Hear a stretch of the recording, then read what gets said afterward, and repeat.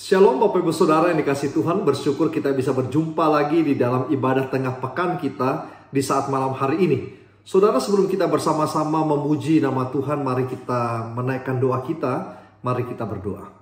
Bapa di surga, kami bersyukur untuk malam hari ini sebab ada kesempatan di mana kami sama-sama boleh mendengarkan firman-Mu. Kami rindu Tuhan memuji nama Tuhan, kami rindu memuliakan nama Tuhan melalui sebuah lagu yang akan kami nyanyikan bersama. Dan biarlah persekutuan kami di malam hari ini dari awal sampai pada akhirnya boleh berjalan dengan baik. Dan kami semuanya memiliki hati dan pikiran yang tertuju hanya kepada Tuhan. Dalam nama Tuhan Yesus kami berdoa. Amin. Bapak Ibu Saudara yang dikasihi Tuhan, sebelum kita bersama-sama mendengarkan firman-Nya, saya mengajak kita menyanyikan sebuah lagu. Mari kita buka hati kita berkata, Tuhan, aku memuliakan Engkau. Karena hidup kita, saudara, memang harus memuliakan Tuhan.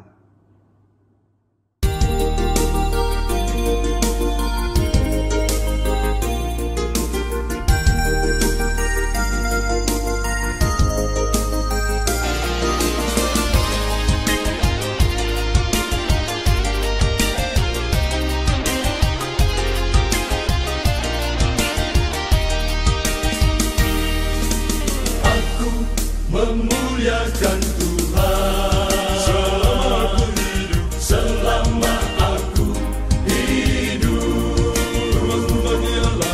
Bermazmur bagi Allahku selagi aku ada.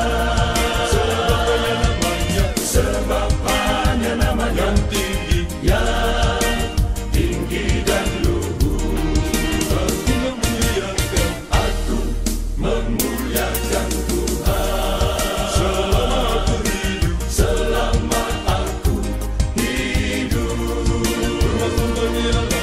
Bermazmur bagi Allahku selagi aku ada. Sebab hanya namanya yang tinggi dan luhur. Pujilah namanya dengan tarian bermazmur, kepadanya dengan rebana dan kecapi. Pujilah namanya dengan tarian bermazmur, kepadanya dengan rebana dan kecapi. Biarlah puji-pujian tidak sebatas pujian, tapi mengagumkan Allah, menyenangkan hati Tuhan. Ya, kudus dan suci, ya layak dipuji, ya layak dipuji. Robohnya tembok Yeriko hanya karena puji-pujian.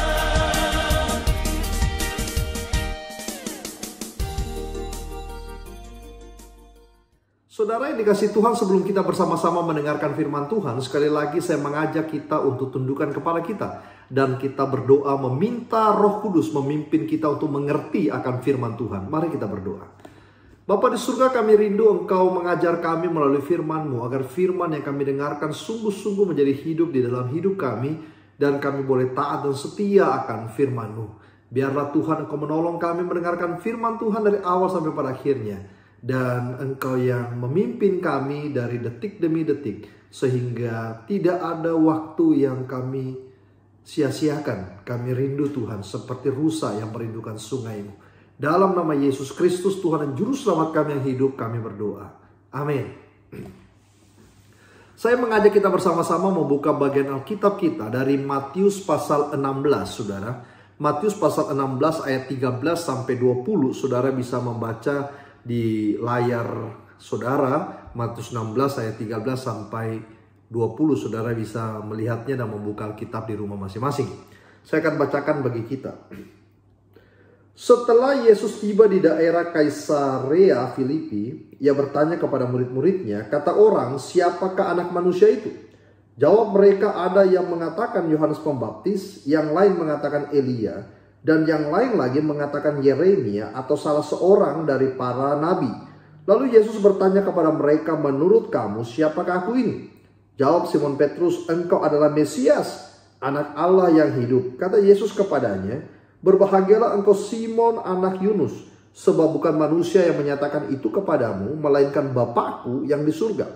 Aku pun berkata kepadamu, engkau adalah Petrus, dan di atas batu karang ini aku akan mendirikan gerejaku, dan alam maut tidak akan menguasainya. Kepadamu akan kuberikan kunci kerajaan surga. Apapun yang kau ikat di bumi akan terikat di surga, dan apapun yang kau lepaskan di bumi akan terlepas di surga." Lalu Yesus memerintahkan murid-muridnya supaya tidak memberitahukan kepada siapapun bahwa ia adalah Mesias.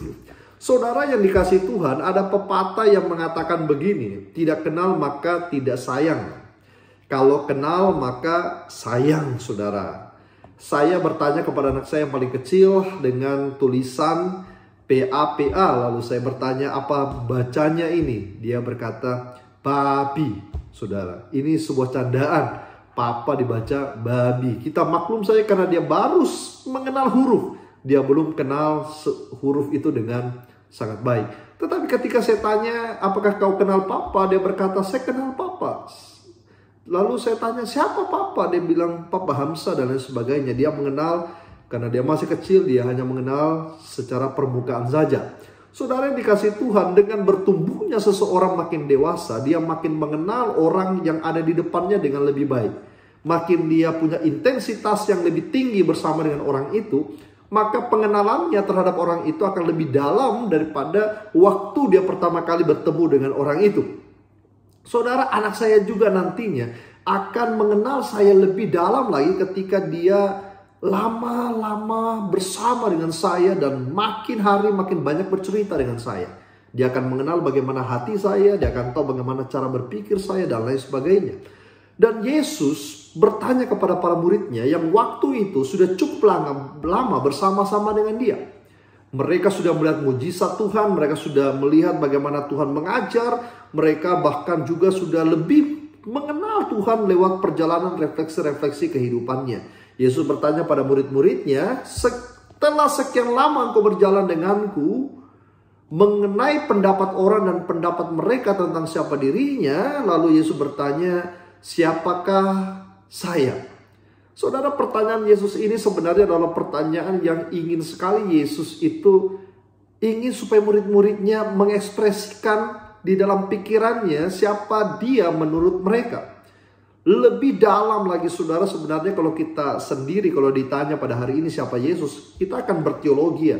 Kita akan bicara tentang Yesus adalah inkarnasi daripada Allah yang turun ke dalam dunia ini menjadi sama seperti saudara dan saya, menebus kita dari dosa kita, mengganti status berdosa kita menjadi status yang dimerdekakan oleh Kristus dan lain sebagainya. Kita akan berkata bahwa Yesus Kristus adalah juru selamat, satu-satunya jalan menuju kepada surga, sebab Dia berkata, aku akan pergi kepada Bapa menyediakan tempat bagimu. Kita akan bicara Yohanes 3:16 yang berkata, barang siapa percaya kepadanya tidak binasa melainkan beroleh hidup dan kekal, dan lain sebagainya. Beragam jawaban bisa kita berikan kepada Yesus karena kita belajar Alkitab. Kita belajar firman Tuhan dari minggu ke minggu lewat pendalaman Alkitab dan lain sebagainya. Tetapi pada masa itu, saudara, belum ada bacaan seperti yang kita baca hari ini. Murid-muridnya diperhadapkan dengan sebuah pertanyaan yang susah-susah gampang. Menurut engkau, siapakah aku ini? Saudara, ada yang berkata, engkau adalah Elia, engkau adalah Yohanes, dan lain sebagainya. Karena memang Yesus pembuat mujizat. Yesus pemberita daripada Injil seperti Yohanes. Elia pembuat mujizat dan lain sebagainya. Secara manusiawi itu benar, saudara. Tetapi Yesus berkata, is okay menurut mereka. Tetapi menurut engkau, siapakah aku ini? Saudara yang dikasihi Tuhan, Yesus itu adalah pribadi yang tanpa dosa. Yesus itu adalah pribadi yang berbeda dengan semua orang lain. Tetapi yang paling tidak menyenangkan itu adalah ada orang yang menyamakan Yesus seperti Paulus, Apolos. Aku golongan Apolos, aku golongan Paulus, aku golongan Yesus. Rupanya di gereja mula-mula sendiri, banyak orang yang belum mengenal siapa itu Yesus. Saudara, menurut kita, menurut para murid, siapa Yesus itu? Seperti biasanya seorang Simon adalah pribadi yang berkata-kata dengan cepat. Baru kali itu apa yang disebut mendapatkan pujian dari Tuhan. Engkau adalah Mesias, anak Allah yang hidup, dan Yesus berkata bahwa jawabanmu bukan daripadamu, tetapi Roh Kudus yang beri hikmat kepadamu sehingga engkau bisa mengatakan aku adalah Mesias. Saudara, Mesias itu adalah pribadi yang dinanti-nantikan oleh orang Yahudi, melepaskan mereka daripada segala penderitaan dan pergumulan-pergumulan kehidupan mereka. Tetapi orang Yahudi juga selalu berpikir bahwa Mesias itu akan membawa mereka keluar dari penjajahan Roma. Bukan, saudara. Mesias yang namanya Yesus ini membawa kita semuanya. Tidak hanya mengalami kemenangan sementara waktu itu, tetapi kekekalan, saudara. Mesias melepaskan kita dari penjajahan yang jauh melampaui sekedar Romawi waktu itu. Tetapi juga melepaskan kita dari dosa-dosa yang mengikat kita, mengikat hati kita, mengikat pikiran kita. Sehingga kita tidak mampu berpikir dan fokus kepada the truth itu, kebenaran itu sendiri, saudara. Saudara yang dikasihi Tuhan, Yesus berkata bahwa Petrus, engkau benar, engkau sedang mengatakan sebuah kebenaran. Teologi reform selalu mengingatkan kita untuk kebenaran ini, bahwa jika bukan karena Allah melembutkan hati kita untuk melihat cahaya kemuliaan Kristus, tidak satu pun di antara kita yang bisa melihatnya. Kita dicelikan oleh Bapa di surga. Kita diizinkan untuk mengenal Kristus. Itulah sebabnya pengenalan akan Kristus adalah karena anugerahnya. Jawaban Petrus, karena dia dicelikan oleh Roh Kudus untuk melihat bahwa siapa yang ada di depannya selama ini. Saudara yang dikasihi Tuhan, kalau orang itu tidak ditarik pada Kristus, orang itu tidak merefleksikan dengan benar apa yang dia lihat di depan hati, pikirannya ketika Kristus membukakan semua itu, maka dia tidak akan pernah percaya. Seorang pembom sekolah Alkitab pernah memberikan kesaksian bahwa tidak mungkin dia bisa bertobat pada Tuhan Yesus. Dia pembenci Tuhan Yesus. Mungkin seperti Paulus, orang yang membunuh ketika seseorang mengatakan Kristus adalah Tuhan. Tetapi di luar yang tidak masuk akal itu Tuhan menjadikan sesuatu menjadi masuk akal. Kalau Allah punya kuasa bekerja, saudara, yang tidak mungkin menjadi mungkin. Bukan cuma masalah itu mengenai pergumulan saudara pada hari ini, apapun saudara rasakan. Yang saudara berkata mungkin tidak ada satupun pribadi yang bisa menolong saya. Saudara jangan pernah mengakhiri hidup saudara. Jangan pernah menghabisi dan putus asa di dalam depresi-depresi saudara. Jalan satu-satunya adalah lutut saudara, yang saudara perlu berlutut di hadapan Tuhan. Minta Tuhan membukakan tingkap langit untuk menolong setiap kita. Saudara, pembom daripada sekolah Alkitab ini kemudian bertobat dan percaya pada Tuhan. Kalau Tuhan inginkan sesuatu terjadi, Mesias itu akan menyelamatkan kita dari api neraka. Pada ayat 18 di kesempatan itu, Yesus langsung meneguhkan nama Simon dengan Petrus. Dia berkata, Simon, hari ini namamu menjadi Petrus, artinya batu karang. Tapi hati-hati saudara, kita harus menafsirkan bagian ini hati-hati. Batu karang itu adalah batu penjuru. Batu karang itu adalah batu yang paling kuat. Batu karang itu adalah simbol daripada Kristus itu sendiri. Lalu kenapa Petrus disebut sebagai batu karang? Bukan Petrusnya, tetapi pengakuan Petrus itu bahwa engkau adalah Mesias. Maka pengakuan itu bahwa dia adalah Mesias, Yesus Mesias itu, itulah batu karang itu yang menjadi pondasi daripada gereja di dalam dunia ini, saudara. 1 Petrus 2 ayat 4-6 mengatakan kepada kita dengan jelas, saudara, bahwa Kristuslah satu-satunya batu penjuru daripada gereja. Petrus bukan kepala gereja itu. Petrus bukan sebagai pusat pemberitaan di dalam firman Tuhan, tetapi kepala gereja itu adalah Kristus, dan pengakuan Petrus itulah sebagai pondasi daripada iman Kristen, bahwa engkau Mesias, anak Allah yang hidup. Jadi ketika orang berkata Yesus diangkat menjadi Tuhan ketika konsili Nisea dan lain sebagainya, saudara, itu salah sekali. Yesus sudah diproklamasikan sebagai Mesias, anak Allah yang adalah Allah itu sendiri. Yohanes 1 mengatakan adalah firman, dan firman itu menjadi manusia. Itu sudah jauh sebelum konsili-konsili itu. Dia adalah Tuhan itu sendiri. Saudara, gereja yang menolak Yesus adalah Mesias, Juru Selamat, saudara, maka itu bukan gereja. Itu adalah gereja yang palsu, dalam tanda kutip gereja yang palsu. Ayat 19, saudara menyatakan bahwa apabila seseorang percaya atau tidak percaya pada pengakuan Petrus ini, maka dia akan berdampak pada kehidupan yang kekal. Saudara, orang yang tidak percaya Yesus adalah Tuhan dan Juru Selamat, maka orang itu memiliki dampak konsekuensi tidak diselamatkan. Berkaitan dengan hal itu, saudara, maka muncullah istilah Ecclesia Reformata Semper Reformanda. Apabila saudara dan saya mengakui Yesus sebagai Tuhan, Juru Selamat kita, maka wajib saudara dan saya memperbaharui hidup kita, integritas kita secara kontinu, terus-menerus di dalam hidup ini. Dikarenakan gereja memang mengakui Yesus sebagai Tuhan, tetapi gereja tidak boleh berdiam diri. Tapi gereja harus memperbaharui dirinya hari demi hari. Saudara, jemaat Kolose, Paulus mengingatkan status orang percaya di Kolose pernah, saudara, bahwa di dalam Tuhan mereka sudah menjadi manusia baru. Oleh karena itu manusia lama sudah harus ditinggalkan. Manusia baru harus ditunjukkan. Manusia baru adalah orang-orang yang sudah diselamatkan Kristus. Orang-orang yang mengakui bahwa engkau adalah Mesias, anak Allah yang hidup, yang berdasarkan pengakuan Petrus itu. Maka kalau kita mengaku seperti Petrus mengaku, maka Ecclesia Reformata Semper Reformanda, maka hidup kita perlu diperbaharui dari hari ke hari. Itulah tema kita, integritas. Integritas itu adalah apa yang ada di dalam hati dan kehidupan kita, yang didasarkan dengan pengertian kita yang benar. Maka kita tahu apa yang harus kita lakukan, saudara, di dalam kehidupan ini.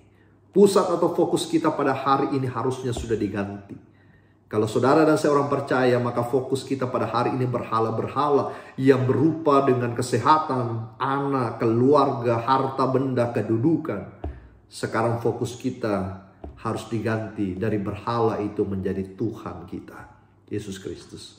Saudara, kita dipanggil untuk memiliki integritas yang baik, kesaksian hidup yang baik, hidup yang dimurnikan, hidup yang disucikan, hidup yang dikuduskan. Satu-satunya jalan memperbaiki integritas kita dari hari ke hari adalah fokusnya hidup serupa dengan Yesus. Mesias, anak Allah yang hidup di dalam kita, dan kita menjadi anak-anak Allah yang memberikan dampak bagi banyak orang.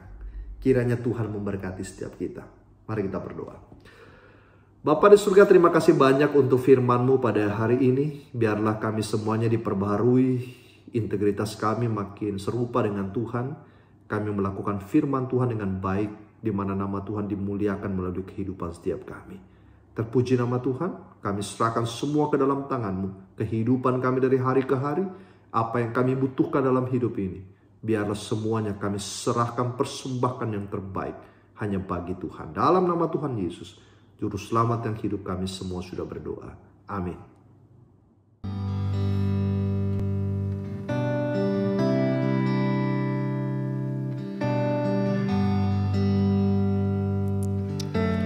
Hanya Kau tempatku berlindung, hanya Engkau laguku dan kekuatanku.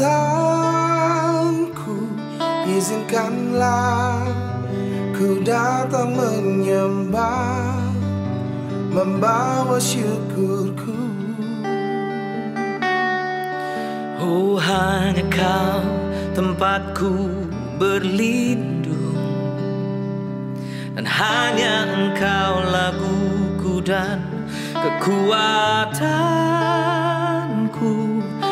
Izinkanlah ku datang menyembah, membawa syukurku.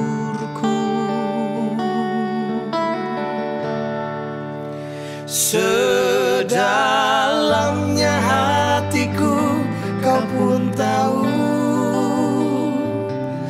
dan kasih-Mu tak jauh dalam jiwaku.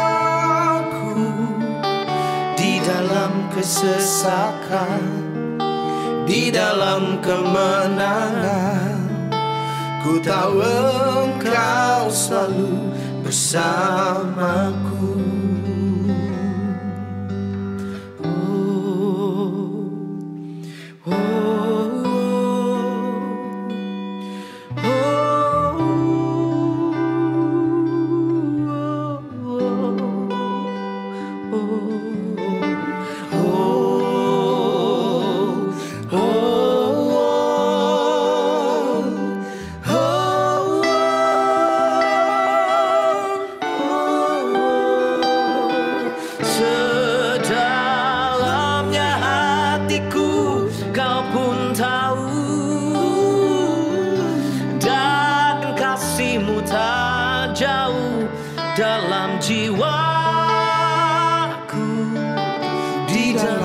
kesesakan, di dalam kemenangan.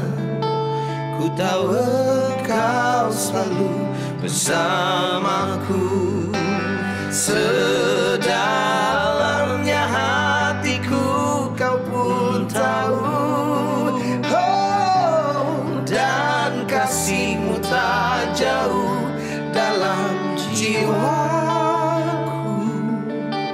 Di dalam kesesakan, di dalam kemenangan, ku tahu Engkau selalu bersamaku. Di dalam kesesakan, di dalam kemenangan, ku tahu Engkau selalu bersamaku. Oh, di dalam kesesakan, di dalam kemenangan, ku tahu Engkau selalu bersamaku.